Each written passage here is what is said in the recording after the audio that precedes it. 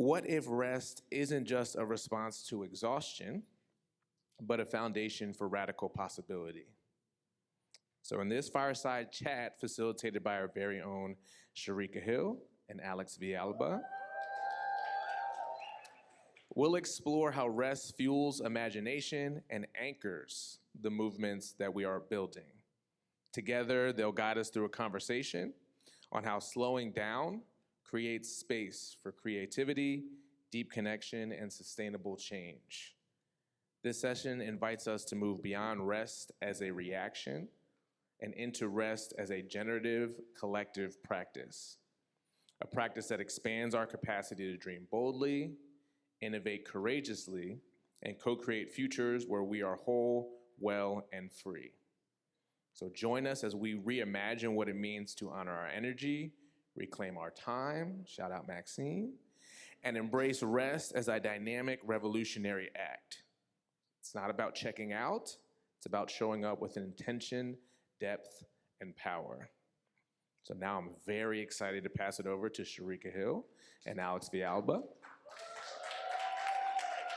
two incredible leaders who will be facilitating the fireside chat. They bring curiosity, wisdom, and a deep commitment to collective care, exactly the kind of energy we need for a conversation like this one. So without further ado. Yes, thank you for that. Okay, since we're doing threes apparently, let me start to make sure that we have complete eye contact and everybody's toned in. I know this room might feel big, but it is intimate, so let's get into it. I'm gonna start with a hello. All right, thank you. And hi, how are we? We're good? We're good? And this is hello. Hello to you too. Are we all in this? Great. Before we dive in, we want to give a special thank you to the Promise team. Let's make that heartfelt, everybody. Because they have guided us into this moment, and for all the ways that they hold space with intention, attention, and care. Do you feel loved? Do you feel it in all the little things, all the details? And as a part of that, they have delivered us with this wonderful surprise.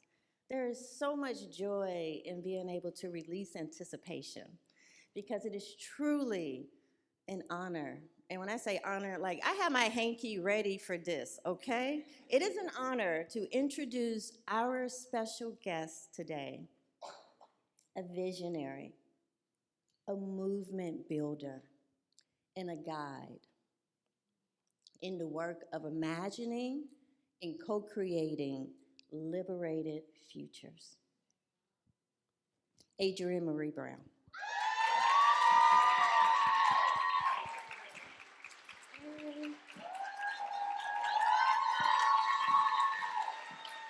Say hi. Say hi.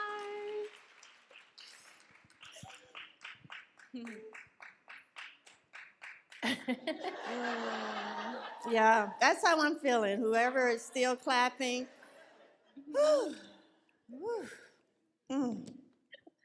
Adrienne's work lives at the powerful intersections of emergent strategy. I mean, I know you guys all know these books. It's in our diaries, it's in our sacred texts, and pleasure activism. And in radical reimagining of our futures.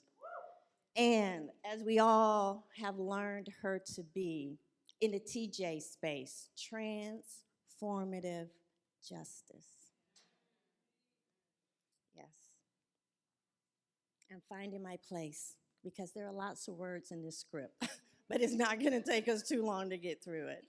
But through her writing, facilitation, and unwavering commitment to liberation, she has called us to rethink how we resist. And that is a powerful, powerful term. And I think through this conference specifically, we are understanding how we can do that in ways that we never even thought of before. But not only does she help us in thinking about that and challenging our thoughts around it, but how we organize and how we live in right relationship with ourselves, one another, and in community, and more importantly, and sometimes forgotten, with our planet. You know? She reminds us that rest is not a retreat from action. It is not, but a practice of our freedom. Yes, let's silence all cell phones in this moment so that we can hear when mine goes off in about 3 minutes. Yeah, because I'm just realizing, did I turn that off? And my kids, they do not like it when mama is away. Anyway, but she goes on, Adrienne, to let us know that slowing down is not about stopping, but making space for creativity, for healing, guys. We do need to heal. And for the relationships that sustain our movements. So, in this fireside chat, we will explore how rest is liberation. All right, people? Yes. How embracing slowness, ease, and care can make us more powerful, more strategic, and more connected to the futures we are building. The future is now, and it is in this room. Can I just say, can I say that out loud? So please join me, okay, however you want to do it, okay? This is your moment to just show your appreciation. Please join me in welcoming Adrienne Maree Brown. She is on all these screens, all of them, as, thank you.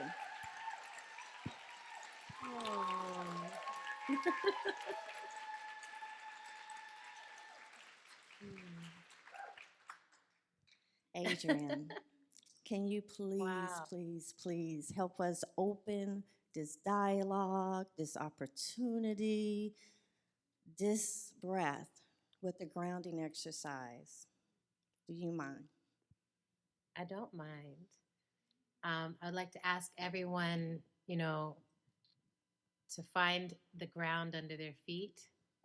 And if you can, put both feet on it, or if you don't have feet, make sure your butt is on it as firmly as possible. And you can rock yourself back and forth. Make sure you have a good seat.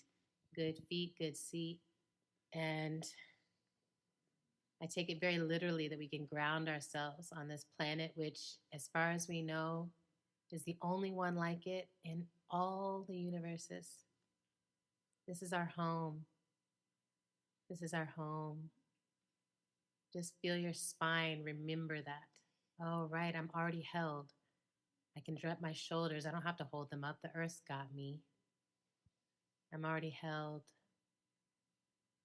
I can let a smile come to my face. I can let my jaw relax.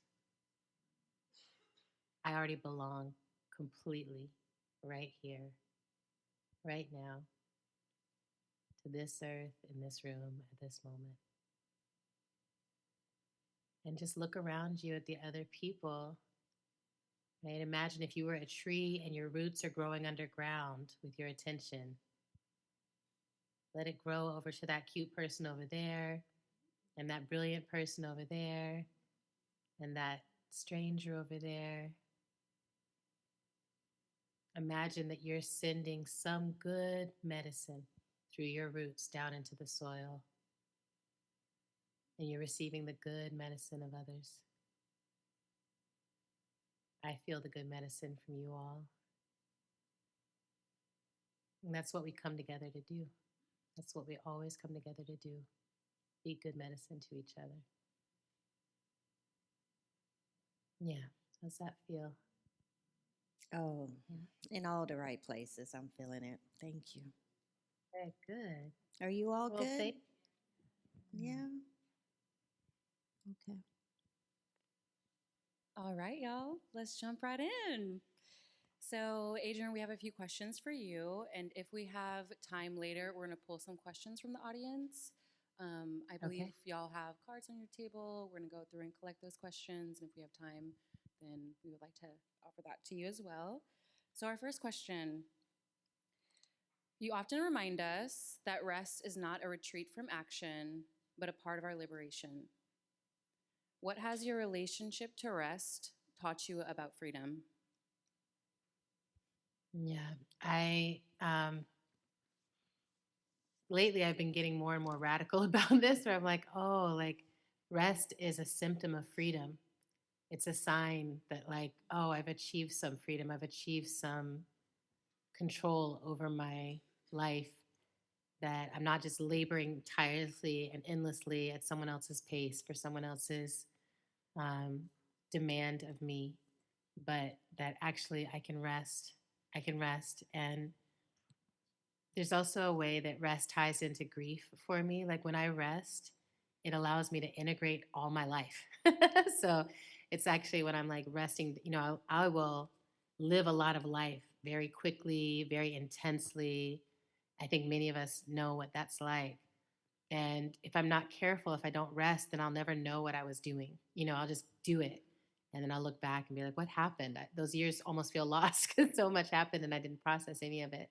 Um, but rest is how I'm like, oh, there's things to grieve. I have the freedom to take some time and grieve. Right now, I've been feeling a lot of grief. Like, I'm like, even though this world doesn't see me as a free being, I see myself as a free being, and I've been working really hard. I'm gonna rest and grieve some of that, and then stagger myself back into the work. Um, yeah, but I also think the quality of rest really shifts the freer we feel when we actually are like, oh, I'm not sneaking away. I'm not, I'm not like taking anything from anyone else. It's just like I'm free to have this because it is mine, my sovereign body, my precious life. Um, I've been sleeping really well lately. I've been resting deeply. I've been caring for myself and pulling myself out. I feel like the urgency culture of this time, the crisis and urgency culture of this time, makes it feel like there's no room for rest. There's no space for my existence. But I know that the urgency crisis way of doing things is how we got where we are. And so I'm really intentionally practicing changing my pace and being like, I'm, if anything, a glitch in this system. I don't belong to this system. I belong to myself and I belong to the earth. And the earth is seasonal and cyclical and she rests. And that's what I'm also made of, right? Literally, I'm just like, oh, like stardust needs to rest. Like we're all made of this thing. We have to rest. And yeah, we have to be in these cycles. So there's a lot there.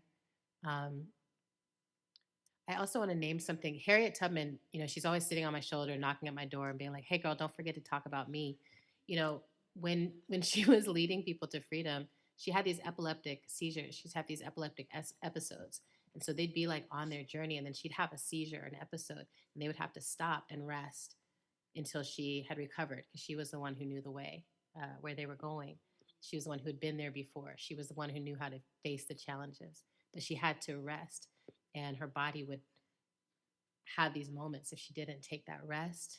And sometimes even if she did, it was just like that's what her body needs to do. But they would, as a collective, have to be like, oh, our leader, who is also the most vulnerable amongst us in this moment, needs us to all rest right now so that we can come back together and keep going together. And I think about that a lot right now. Like, who are the disabled leaders amongst us? Who are the leaders whose bodies are overcome by the circumstances that we're in and whose spirits are overcome, who need to channel, who need to receive messages? There's all kinds of reasons why our leaders need to rest. But right now, I keep thinking about that. Like, how do we make room for our leaders to rest? How do we circle around them and have someone keep watch so that they can rest and recover and keep going? Because we haven't collectively reached freedom yet. That's why we're so tired. We've been going a long time. But I think we do know now that we have to stagger the pushing, or else we all go tired. We all pass out. I often use the metaphor of the volcano. Like if you don't seep and let stuff out, you're going to blow the top. I'm like, we're kind of like that too. It's like if we don't rest and take care of ourselves along the way, we can destroy ourselves. Wow, something just changed with the light on you. Yeah. Anyway. Nice. I'm Got like, that whoa. glow. Yeah, when you got that glow, you know. All right, so yeah, those are some of my thoughts on Thank you rest for and freedom. that. Like what Hmm. I heard was this hearkening back to our past, this remembrance of even how the earth is telling us the importance of rest. And now, as we're also thinking about our futures, one of the things you've said, Adrienne, is that all organizing is science fiction, right? Yeah. Mm-hmm. And so, with that, what does the future look like when Mm. rest is deeply embedded into our culture? Mm. Delicious. Yeah, yes, eat it up, Yeah. eat it, yeah, savor um, every morsel. yeah. Yeah. I mean, I two things come to mind in maybe into heart most of all. One is when we're in a story that in which we're oppressed, in which we're being mistreated, in which we're misunderstood, and we're not resting, we're exhausted, and we're just trying to survive, right? The system is trying to keep us in a state of constantly trying to survive and not quite being able to keep our heads above water. It's really hard to even see the future. So I think one of the things is like the horizons that we can see from a place of exhaustion all look uphill. They all look like a swamp. They all look impossible to cross. And it's like, you know, that old saying, it's like sometimes you got to sleep on it. You got to just rest and let, sometimes the guidance is in your dreams, you know? So part of it is like what rest has to do with the future is like we literally cannot see all the possibilities from our most exhausted state. We have to find ways to Girl, woman, reclaim everything. access to our dream life, right? Yes, Reclaim access to, y'all can relax also. Y'all are a part of this. This is some yes. fire for real. I feel the warmth. Please continue. Hmm.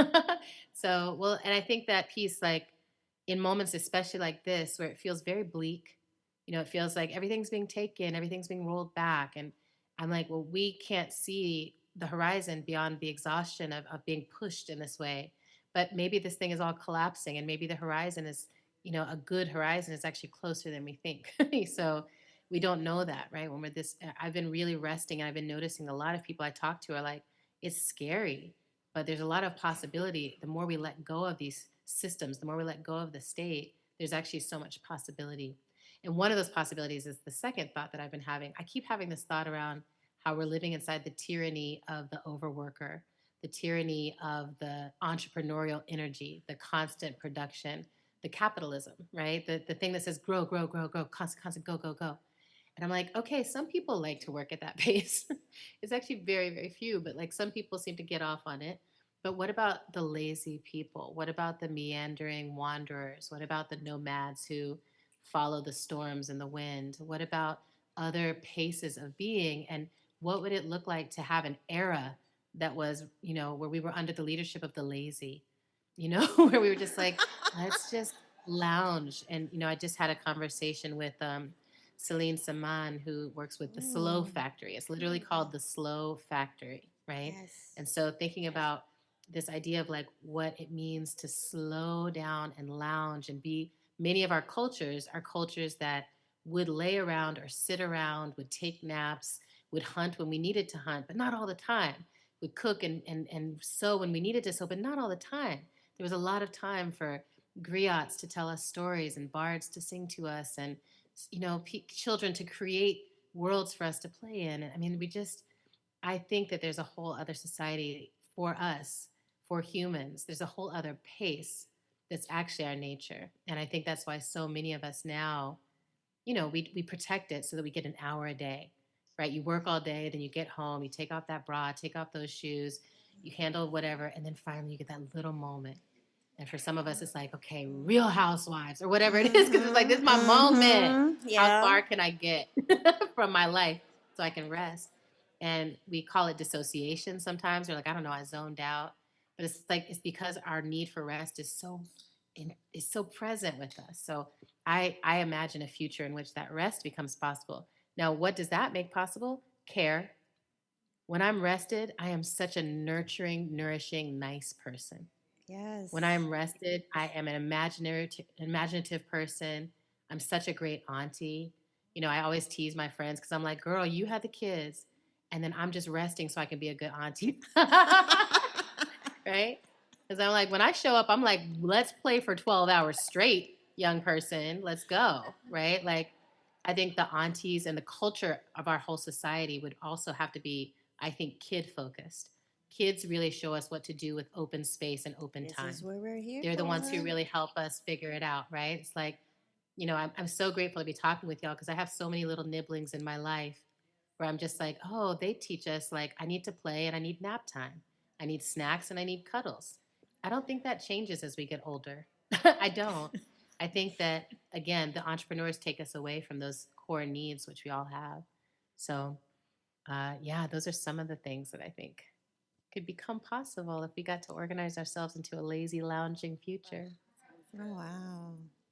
And I heard you say nibbling. Could you elaborate on that term? I love that. Absolutely. I learned this term from Tanuja Jagannath, who is a Chicago based organizer and healer. And she taught it to me years ago. And it means the children of your siblings, birth siblings, blood siblings, chosen siblings, but the children of your siblings. And it includes siblings, you know, those children can be of any and all genders and often are changing genders. So nibbling is just a way to be like, oh, it's not important to me what gender you are. It's just important to me that you are the child of a sibling, and so you're family to me, my little one. And yeah, I have a crew of them, and you know, in this generation, they literally do change their names and genders every 5 seconds. So it's been beautiful to be like, hi, whatever you are, you're still my nibbling, and I adore you. So Thank you for that. Yeah, language is important. So as language shifts or as names and genders shift and expand, we need to be able to have language that keeps up with that. So thank you so much for that explanation. Super helpful. Our next question is, in your work, you often connect rest to radical imagination. What opens up when we allow ourselves to slow down, and what becomes possible when we loosen our attachment to urgency? yay, so much. One thing is, I think when we are in an urgent motion, urgent pace, it becomes very easy to become super individualistic, super like, it's just, I've got to get through this day. Me. I've got my plan. I've got my errands. I've got to get through it. And we kind of can get disconnected from everyone else or see everything else as an obstacle, right? It's like, everything is in my way. I'm trying to do my thing. I think one of the things that rest makes possible is like, oh, I'm in community with other people. And all of us are trying to move through this life together. And we could be interconnected. We could be caring for each other. I'm actually not in isolation. I'm not moving against anyone else. I'm just trying to live my life. So one of the things I feel really excited about when I imagine futures where rest is shaping things, one of the things is like being able to tell people like, oh, I'm tired and here's what I need right now. And then having an expectation that someone else in my community could meet that need, right? Having an expectation that someone else in my community is interested in meeting that need. So that piece feels really like front and center for me. And especially right now, I just keep thinking about crisis and what crisis does to our nervous systems and what it does to how we handle conflict, what it does to how we handle dreaming or how we handle care and love. Um, we can't imagine that anyone wants us, really wants us in their life or their time. Like everything becomes a burden. So when I loosen my attachment to urgency, all of a sudden I notice like, not only am I not like even when I'm by myself in my house, I'm like, oh, I'm not alone. There's all these like little ancestors and spirits and fairies, and everyone wants to tell me their stories. Someone wants to come tell me the song, and I have to sing it. And I don't have to sing it like as a performance. I just have to sit in my house and sing it because an ancestor came and told me to. Like there's so many things, other layers of things happening that when I'm moving slow enough, I can catch the spiritual visitations and I can catch the messages that like the squirrel in my backyard wants me to understand like I'm not really being helpful for their nest and like what can I do? Like there's so much communication happening at all times. But if you're moving too fast, you'll miss it all. The earth is kind of she's a subtle communicator until she has to be dramatic because we're not listening. And I think the relationship we have to earth is one of the biggest costs of our urgency culture, is that we're like, oh, I'm moving so fast, I'm not even paying attention to my house. And we all know this, like just on the lived experience day to day. When you start moving fast and you come home and you're like, crap, my dishes aren't done, the laundry's not done, like everything's backed up, but I don't have time to deal with it. And I don't have time to ever deal with it. And then we just live in kind of a mess or crisis, overwhelm. Same thing is true with the earth. Same thing is true with all systems. There's a way that we have to slow down into it. And then the imagination piece, when you're moving quickly, the only thing that you can really see is what already exists, right? And like, actually, how do I avoid what exists, or how do I manipulate or use what exists to get what I need? When we imagine, when I slow down, that's when I'm like, oh, it doesn't even have to be like this. And I tell people this all the time, like everything is made up. Someone once upon a time had a lot of time on their hands with which to make up society, right? Many groups of people made up different forms of society. And then they made those forms so busy for us that made us think that we couldn't keep making it up, that it existed now and that was it. I'm like, no, we're just getting started. These are some of our hopefully least functional experimental years in this process of how do humans work. And there's some things I think we are clear on, like, oh, we have to imagine our way beyond fascism. We have to imagine our way beyond supremacy. We have to imagine our way beyond like identity phobias, and like being scared of biodiversity is such a silly thing on a planet where it's clearly the dominant structural design of everything that exists. It's so like we're going through a really silly phase as humans of being like, oh, not those ones. Like that's just not how nature works. It's like all the ones. If you exist, you exist. The earth already decided you should. Here you are. So things like that, I'm like, good. What else? Like, even can we hold the possibility that the earth has her own imagination? That there's things that she brings into existence because she is ready for a change. When I think about being a queer person in this time, I'm like, the earth wants me to exist. She imagined me, perhaps because of overpopulation or something else that I can't even imagine. But she was like, here's a beautiful solution to overpopulation. Just have sex with a woman and like be very intentional if you want to have sex with or have a baby, right? I'm like, I think there's some imagination in that cosmic, earthly imagination, you know?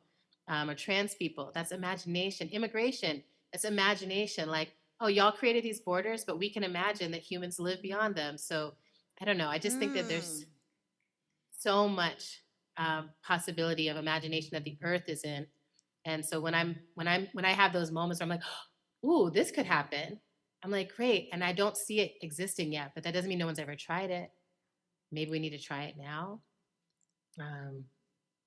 Yeah, those are some of I think the possibilities of rest and imagination, or rested imagination. Wow.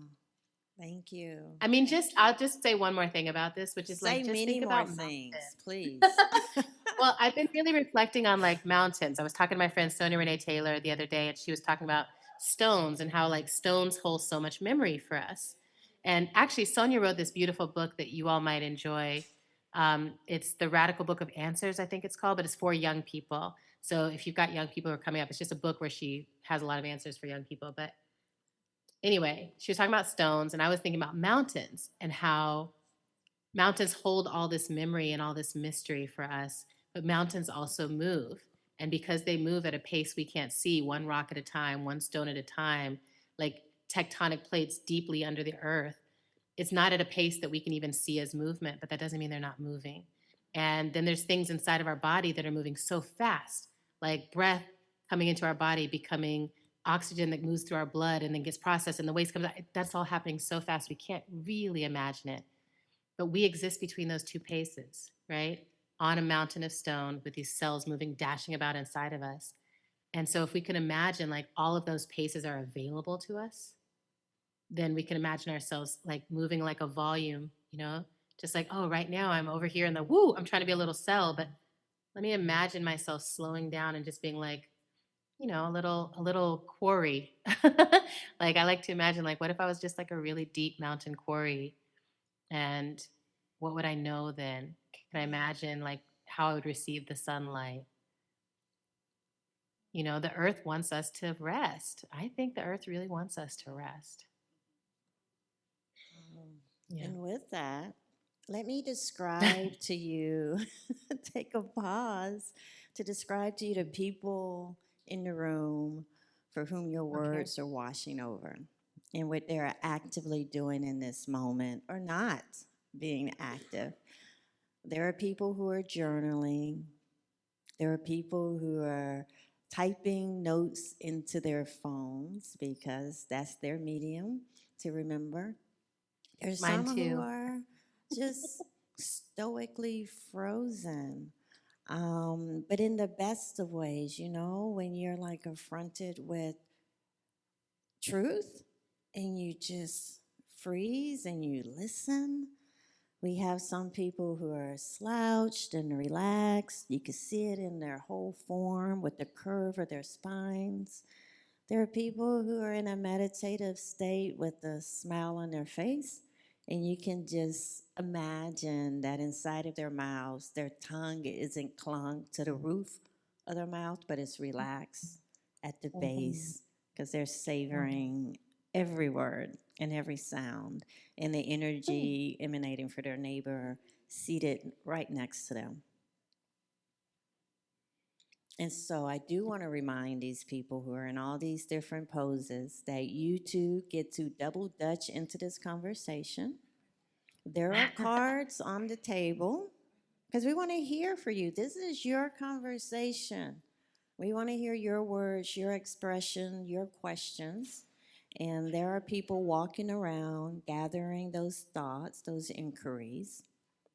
And also just be prepared because one of Adrienne's favorite ways of answering questions is to ask deeper questions.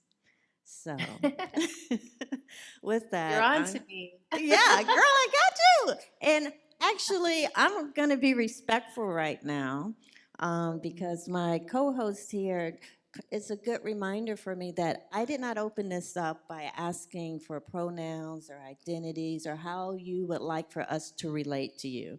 When I say girl, I am speaking to like the birth of youthfulness and that giddy energy that you're bringing, but I also want you to be recognized in the way that you see as best fitting for this conversation. So just let me pause. Do you have pronouns or identities or names that we should engage you with because they're writing questions and they will be spoken to you? That's so So how should we address you? You know, Best. yeah, she and they are like pronouns that feel good to me. Um, all of the pronouns feel available to me depending on the context, you know, the moment that we're in. I have a friend who always says anything said with respect would work for me. And so generally I'm like, yeah, I think that that's me. But I do feel like, again, this is the restful thing. I'm like, yeah, when I'm chilling out, you know, I always, no matter what gender I am, I'm like, girl speaks to my heart. You know, I'm like, girl. I'm like, yes, girl. I know exactly what you mean. And I feel seen by that as well. So thank you. Great. So this is our last structured question before we open it up to the lovelies that are in the room with us today. And it is, what would it mean to organize around rest the way we organize around justice? Okay, I'm gonna say that's it good. again. We like doing things in twos and threes here. Okay, I'm gonna turn to this side of the room. Okay, so they can also hear it and have some connection. What would it mean to organize around rest the way we organize around justice? Do we need a third time? Or are we good? We're good. We're good. We're good. We're good. I love it. So, you know, when I think about what organizing around justice has done for my life, a big part of it has been that I'm like, oh, I want to protect people who experience injustice. And as I protect them, as I move into those protective fields, I'm like, oh, immediately I start to think, how would we stop this from happening? Like, from ever having happened, right? How do we stop the pattern that led to this injustice? So those are the pieces of organizing around justice that are most meaningful to me. I'm like, we can get fired up on behalf of someone else in a way that sometimes it's hard to do for ourselves. And then we can start to imagine, like, I want to change this whole system so that no one I love is ever hurt by this again. Now imagine that for rest, right? Where it's like, I see someone who is exhausted, burnt out at the end of their rope. I see that it keeps happening, that they keep getting so exhausted. And this is my life. I'm surrounded by mamas, single mothers, people who I adore, and I see the exhaustion in them. And imagine if our response to that was like, stop everything. We're taking it to the streets. My mama needs a nap right now, right? Like, just imagine, like, she's tired. She's tired, and everyone's tired. We're going to not keep going because we're tired. Imagine if organizations were like, hold on, a massive injustice has happened here. We're going to pause and address it. And that was rest. And rest was the injustice, that no one was rested, that everyone was overworked. And so we knew that whatever we were doing, it wasn't going to be rooted down into the earth, that we were skimming the surface or being totally reactive. Because that's what happens. These two are never disconnected. We become super reactive and defensive and, what do you call that word? Rigid, right? We're inflexible, which makes us fragile, right? When you think about the most breakable things in your house, they're the things that are least malleable, the least able to adapt to new conditions, right? So what we want to do is become flexible, which means we need to be resting, which means we need to be stretching, which means we need to be like loose in our bodies, loose with each other. So then I think the next step of that would be like, well, what would the system of this whole economy or the system of this whole society need to look like so that we didn't end up with the same level of exhaustion, usually amongst the same people, you know? And I think who are the most tired people in our current system? They're actually the people who have to take care of us because we don't rest. So it's the doctors, the nurses, the healers, the therapists, folks who are like, I am exhausted. I'm trying to carry the load.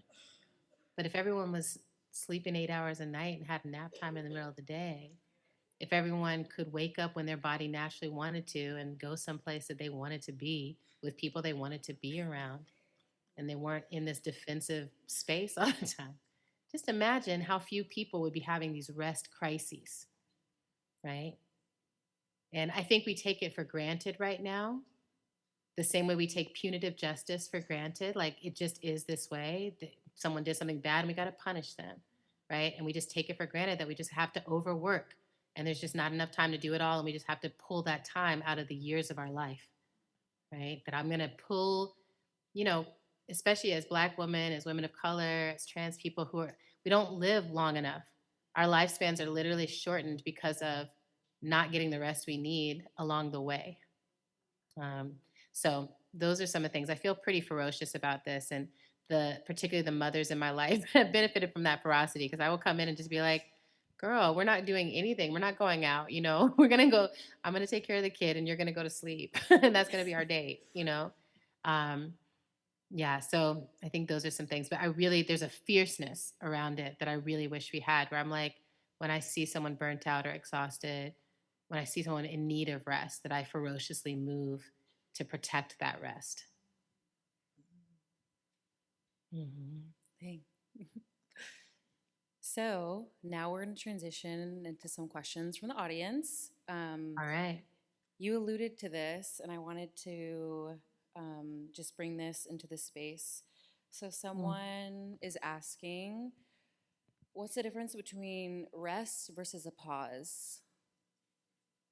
Rest versus pause. Yeah, I mean, I think a pause can be a form of rest or a short rest. I think if you think about like taking a pause in the middle of the day, maybe especially because so many of you work with young people, you know, you're like, okay, I need a pause. We're going to pause, hold on, pause. And you know, when a kid is asking you a ton of questions or they're making a ton of demands, like, just hold on, pause for 1 second. Everybody take a breath, right? That doesn't mean anyone actually rested. Right? True. It doesn't mean anyone actually rested. We stopped more stuff from happening, but we didn't actually sink down the system into rest, right? So for me, I'm like, what I'm talking about is depth of rest, is like being like, baby, I don't actually have the capacity to have that conversation at all today, right? I don't have the capacity to answer any more questions. Mommy's tired. Our teacher is tired. We got to pause. We got to hold that conversation till tomorrow, right?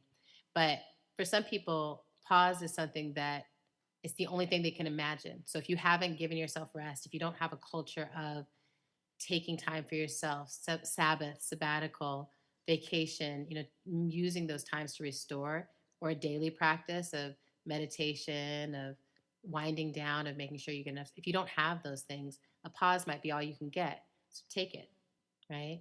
Take the pause and let your soma, your whole body, notice how good it feels and how good more of it might feel, right?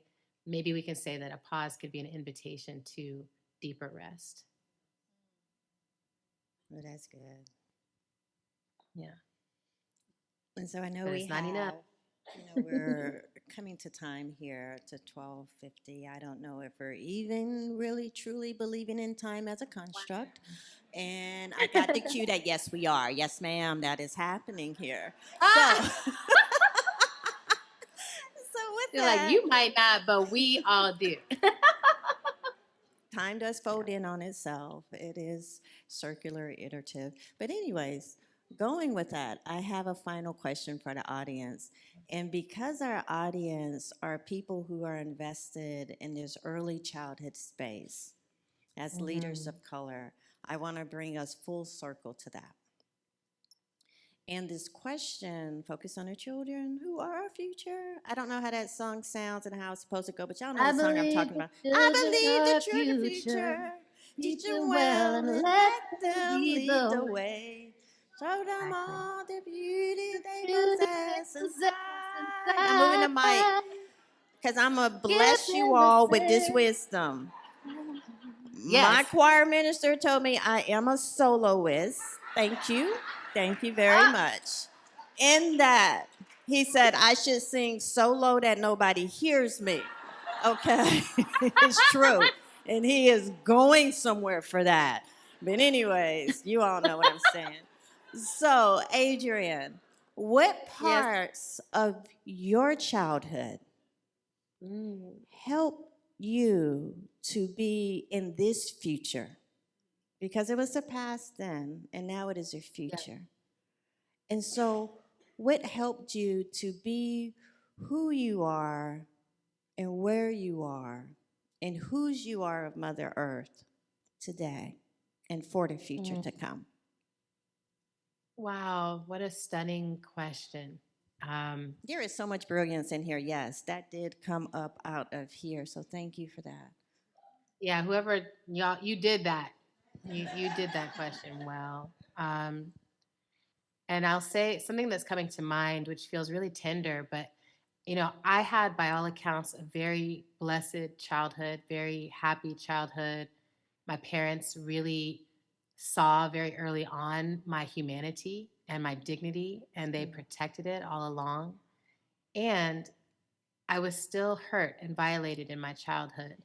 And I really hold that both things are there, because when my parents learned about those hurts, the response was like, we wanted to protect you. We would have protected you if we had known, if we could have, but we still love you. And like whatever's going on right now, we're in the journey with you. And I think there's something about that for me. My parents were always willing to apologize to me if they were responsible in some way for any harm that came to me.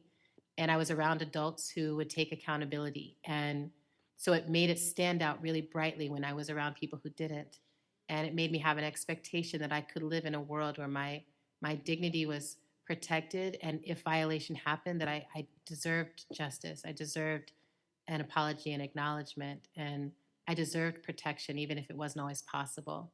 And then I deserved a huge amount of space to be who I truly am, which is still unfolding. I'm 46 and I still feel like my little girl self is still learning and figuring life out, even as my crone self and elder self start to enter the room. We're all at the table together. And my childhood was one that I was like, oh, I don't have to leave any part of myself at the door. My parents were very protective of like, she's Black and she's white and she's mermaid and she's alien and she seems, she's got a lot going on and we're figuring it out, I think the best, I always tell people just with your kid, be as curious as you can be, because curious adults allow curious children to become whole people. Mm. Yeah, I love this question. Yeah. Yeah. So I hope I pronounced this correctly. Someone says, my 5-year-old grandchild, Zephyr, has Yeah. been my best teacher and playmate. What are some wisdoms you've learned recently from little ones? Well, just this weekend, I was visiting my friend and they left me with her, the 8-year-old who I was her doula and I've been in her life all along. And we love each other very fiercely. And so I was washing the dishes and she wanted me to play with her. And so she came in and she was like, you don't have to do that, right? You don't have to wash the dishes. And she's been raised by grandma, so you can hear it in her voice. And so I started to pause, like I turned the water off and I was about to explain to her why I was going to do the dishes. Because I was like, you have a single mom. She always has to do the dishes, so I'm going to do the dishes, whatever. But I turned the water off to explain it to her. She goes, you're the only one who stops when I say that. And it was so great because I was like, not you, first of all, trying to tempt me away from doing a good thing, but then shaming me because I acted like I was tempted.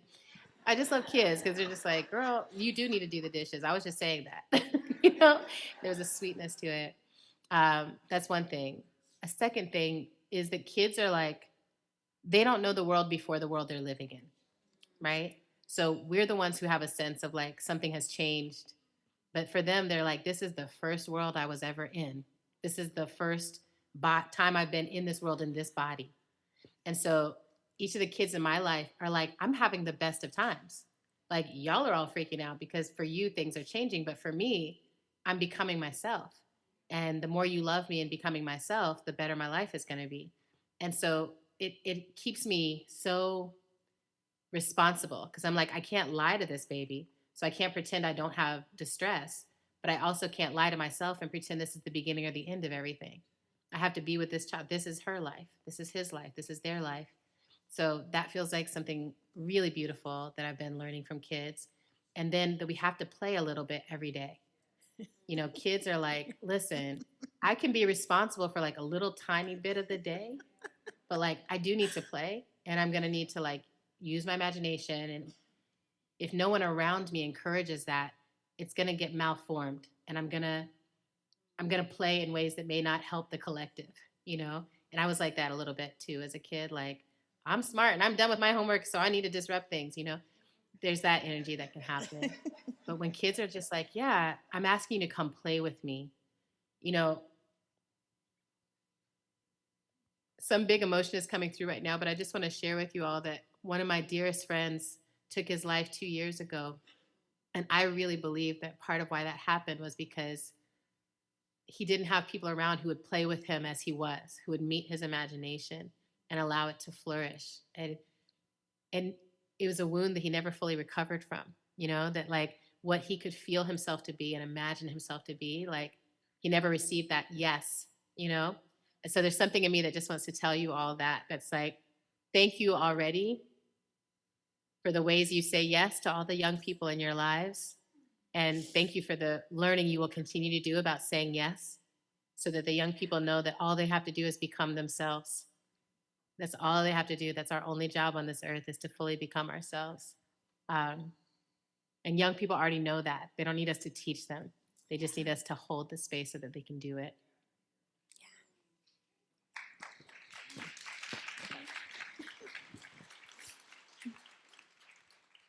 Adrienne, thank you, thank you, thank you, thank you, thank you, thank you for meeting us in this moment with such presence and depth.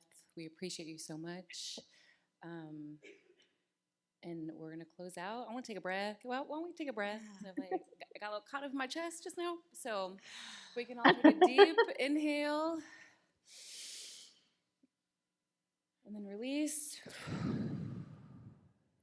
Because breath is life. Thank you to the yoga instructor this morning for reminding me of that at 7:30 a.m. Thank you. Thank you for that. Okay. Whew, man.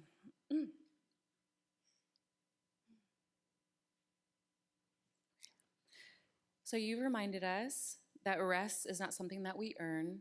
It's something that we are owed. That rest is a site of resistance, a site of creativity, a site of imagination, a site of becoming. Your words have invited us to slow down with intention, to dream with courage, and to take care of ourselves and for each other more deeply.